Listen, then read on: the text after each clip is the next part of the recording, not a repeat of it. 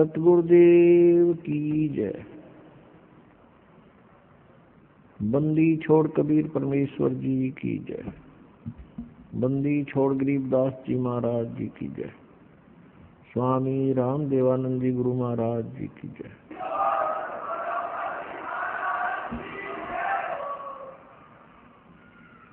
गरीब नमो नमो सतपुरुष को नमस्कार गुरु की नहीं।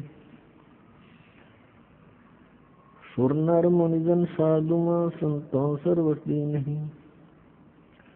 सतगुरु साहेब संत सब डंडो तुम प्रणाम।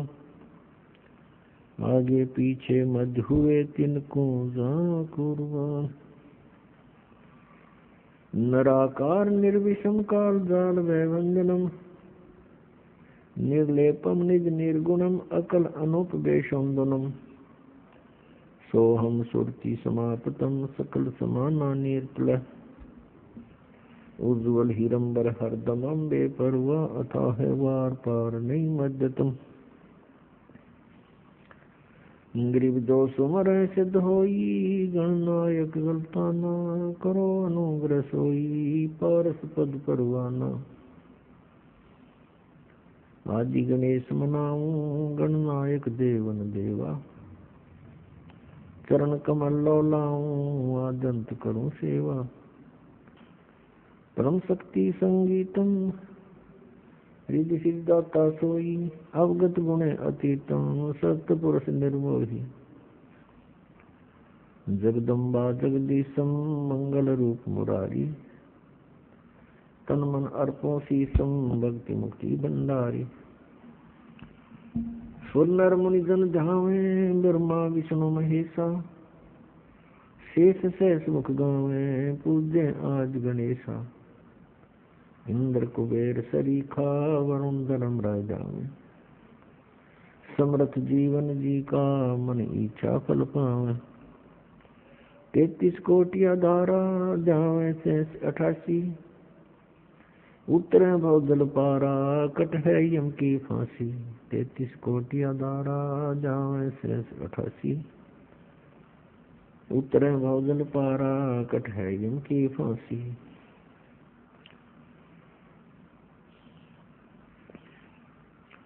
कर जोड़ूं विनती करूं धरूं चरण पर शीश। गुरु जी राम देवानंद जी महाराज ने दियो नाम बख्शीश। कोटि कोटि सिजदा करूं कोटि कोटि प्रणाम। चरण कमल में राखियो मैं बांधी जाम गुलाम। कुत्ता हूँ गुरुदेव का रामपाल दास का नाम। गले प्रेम की जेवड़ी जाके तो वहाँ जाऊं। तो करो तो बावड़ों दूर दूर करो तो जाऊं। जो राखो तो ही रहूं जो देवो सुख। परम पिता परमात्मा पूर्ण ब्रह्म सारी सृष्टि के रचनहार कुल मालिक कबीर परमेश्वर जी की असीम कृपा से हम सभी प्राणियों को सत्संग सुनने को उपलब्ध हुआ। पुण्यात्माओं, सत्संग के अंदर ये जानकारी दी जाती है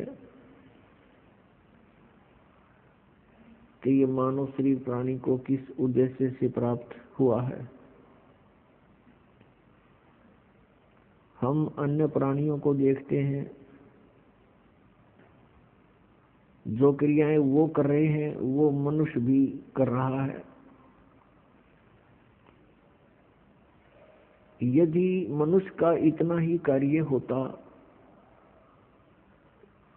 जितना पशु और पक्षी करते हैं, संतान उत्पत्ति, उनकी परवरिश और फिर मृत्यु, तो मानव शरीर की कोई आवश्यकता नहीं थी। सत्संग से जानकारी होती है कि मानव शरीर का एक बहुत ही अनमोल कार्य इन क्रियाओं से भिन्न है।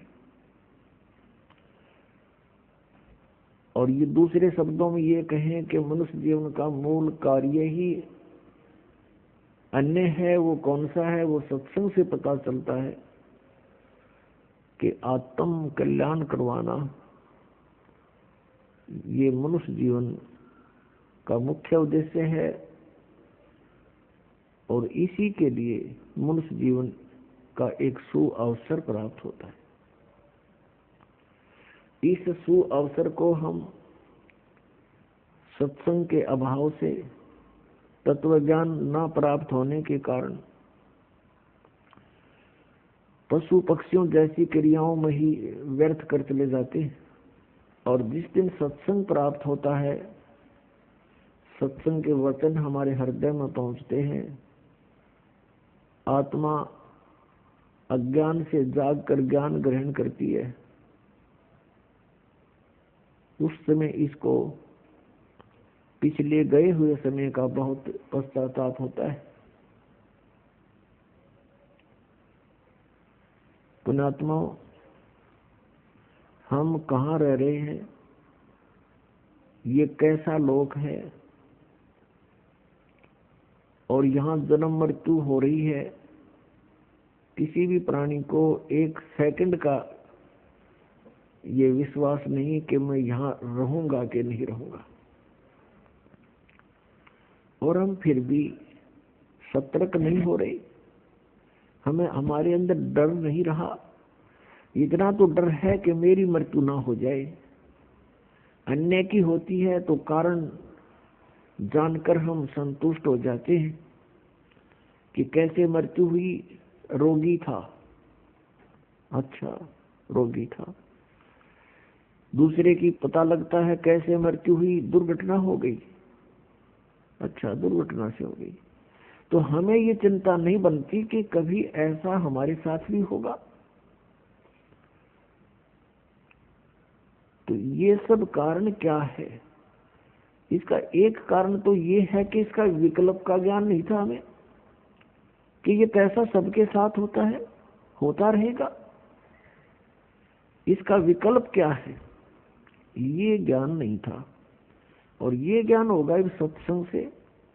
और सत्संग विश्व में आकर के केवल परमात्मा ही फरमाते हैं। पूर्ण परमात्मा ही स्वयं आकर के सत्संग यानी तत्व ज्ञान प्रचार करते हैं। उस परमात्मा के अतिरिक्त जो भी सत्संग का नाम लेकर के वचन सुनाए जाते हैं, वो सत्संग नहीं होता। वो जनता को मिसगाइड करना और सच्चाई से दूर रखना ही वो उन वचनों का कार्य होता है। जैसा कि आप जी कोई सत्संग सुनने को प्राप्त हुआ, और ये दास वो सत्संग सुनाता है जो परमात्मा ने आकर के स्वयं अपने मुख कमल से बोला था, जिसके विषय में श्रीमद् भगवत गीता अध्याय नंबर 4 के श्लोक नंबर 32 में कहा है कि अर्जुन, जो तूने अभी ज्ञान सुना, गीता जी अध्याय नंबर 4 के श्लोक नंबर 25 से लेकर 31 तक यज्ञों की जानकारी आपने सुनी, यज्ञमीन धार्मिक अनुष्ठानों की जानकारी। तो कोई किसी प्रकार से साधना करता है, कोई किसी प्रकार से कोई देवताओं की पूजा करता है, कोई केवल स्वाध्याय ही करता रहता है, कोई प्राणायाम करके ही संतुष्ट है, कोई अहिंसावादी तीक्ष्ण व्रत रखता है, जैसे मुंह पर पट्टी बांध के नंगे पैरों घूमना। और ये सभी साधक अपनी अपनी क्रियाओं को पापनाशक जानते हैं। पापनाशक का अर्थ है परमात्मा प्राप्ति। जब जीव के पापनाश हो जाएंगे, यानी ये शुद्ध हो जाएगा, तो परमात्मा मिलेगा। तो कहने का भाव ये है कि चौथे अध्याय के 32वें श्लोक में जो बताया है कि सभी साधक अपनी अपनी साधनाओं को सत मानकर यानी पाप नाशक जानते हैं। यदि इनको ये पता चल जाए कि साधना व्यर्थ है तो कोई भी ना करे, उनको तुरंत त्याग देगा। तो यहाँ चौथे अध्याय के 32वें श्लोक में बताया है कि जो 25 से लेकर 31 तक धार्मिक अनुष्ठानों की जो जानकारी है यज्ञों की, इस प्रकार के विस्तार के साथ धार्मिक अनुष्ठानों की जानकारी सच्चिदानंद घन ब्रह्म की वाणी में विस्तार के साथ कहे गए हैं। यहाँ चौथे अध्याय के 32वें श्लोक में श्रीमद् भगवत गीता में के मूल पाठ में लिखा है कि ब्रह्मणे मुखे, यह अनुवादकर्ताओं ने गड़बड़ कर दी। ब्रह्मणे मुखे का अर्थ कर दिया इन्होंने, ब्रह्मणे मुखे का अर्थ गलत कर दिया, वेद की वाणी कर दिया, जबकि इसका अर्थ बनता है सच्चिदानंद घन ब्रह्म की वाणी। ब्रह्मणे मुखे का अर्थ सच्चिदानंद घन ब्रह्म की वाणी बनता है। श्रीमद् भगवत गीता अध्याय नंबर 17 के श्लोक 23 में इन्हीं अनुवादकर्ताओं ने ब्रह्मणे का अर्थ किया है सच्चिदानंद घन ब्रह्म। वहां ठीक कर दिया, क्योंकि यहाँ विचलित हो गए। तो चौथे अध्याय के 32वें श्लोक में सच्चिदानंद, इस ब्रह्मणे मुखे का अर्थ जाने सच्चिदानंद घन ब्रह्म की वाणी में। यहाँ पर मुखे शब्द लिखा है, ब्रह्मणे मुखे। मुखे का अर्थ होता है जो वाणी परमात्मा ने स्वयं यहाँ धरती पर प्रकट होकर अपने मुख कमल से बोली है, वो है तत्व ज्ञान कबीर वाणी। उस कबीर वाणी में, यहाँ लिखना था, उस कबीर वाणी में विस्तार के साथ कहे गए हैं। और उनको जानने के बाद फिर तू सर्वथा कर्म बंधन से मुक्त हो जाएगा। तो सच्चिदानंद घन ब्रह्म ने स्वयं आकर के अपनी वाणी में जो ज्ञान दिया है वो ज्ञान है, शेष अज्ञान है। जैसे अभी तक हम अज्ञान आधार से सुना करते थे कि श्री ब्रह्मा जी, विष्णु जी, शिव जी ये अजरो अमर हैं, सर्वेश्वर हैं, इनके कोई माता पिता अर्थात जनक नहीं है। ये अज्ञान था, सत्संग नहीं था। जबकि इनकी जीवनी में लिखा है कि ये नाशवान है, इनकी जन्म मृत्यु होती है, दुर्गा इनकी माता है और काल रूपी ब्रह्म इनका पिता है। तो ये अज्ञान था। अब यहाँ थोड़ा सा प्रमाण देना पड़ेगा, नहीं तो भक्त प्रथम बार इस बात को सुनेगा कि ब्रह्मा विष्णु में इस नाशवान है, इनकी जन्म मृत्यु होती है, तो बिदक जाएगा और हो सकता है फिर ये कभी वचन भी ना सुने। उसका दुर्भाग्य होगा, क्योंकि सच्चाई से दूर भागना नहीं चाहिए।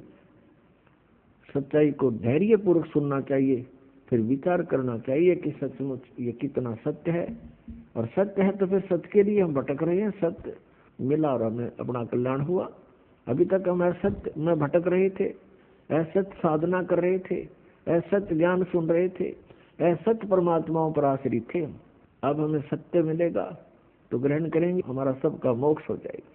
अब देखिएगा, थोड़ा प्रमाण दिखाते हैं श्री देवी पुराण में। देखिएगा, श्रीमद् देवी भागवत गीता प्रेस गोरखपुर से प्रकाशित है।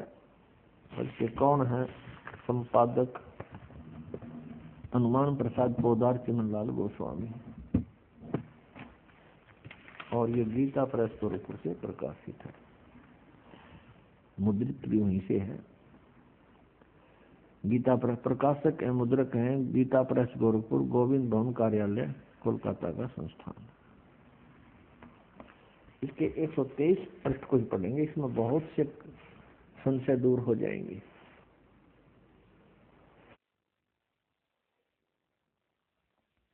तीसरा स्कंद श्रीमद् देवी भागवत आप पढ़ रहे हैं, 123 पृष्ठ देखिएगा। तुम भगवान विष्णु जी अपनी माता दुर्गा के विषय में कह रहे हैं, स्तुति करते हुए, तुम शुद्ध स्वरूपा हो, यह सारा संसार तुम इसे उद्भासित हो रहा है। मैं ब्रह्मा और शंकर हम सभी तुम्हारी कृपा से विद्यमान हैं। हमारा आविर्भाव माने जन्म और तिरोभाव माने मृत्यु हुआ करता है। हमारा जन्म और मृत्यु हुआ करता है। केवल तुम ही नित्य हो, जगत जननी हो, प्रकृति और सनातनी देवी हो। फिर यहाँ कहा है, ये शपथ लिखा है आविर्भाव माने जन्म। भगवान विष्णु जी स्वीकार कर रहे हैं कि मैं ब्रह्मा और शंकर हम सभी का जन्म और मृत्यु हुआ करता है। केवल तुम ही नित्य हो यानी अविनाशी हो, जगत जननी हो, प्रकृति और सनातनी देवी हो।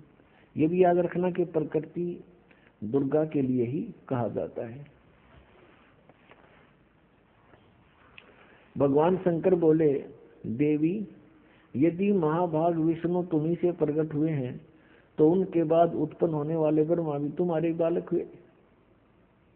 फिर मैं तमोगुणी लीला करने वाला शंकर क्या तुम्हारी संतान नहीं हुआ? अर्थात मुझे भी उत्पन्न करने वाली तुम ही हो शिवे। संपूर्ण संसार की सृष्टि करने में तुम बड़ी चतुर हो। इस संसार की सृष्टि, स्थिति और संहार में तुम्हारे गुण सदा समर्थ हैं। उन्हीं तीनों गुणों से उत्पन्न हम ब्रह्मा, विष्णु एवं शंकर नियमानुसार कार्य में तत्पर रहते हैं। पुण्यात्मा, इस श्रीमद् देवी भागवत यानी देवी पुराण ने चंद पंक्तियों में ये 5 कंसेप्ट क्लियर कर दिए।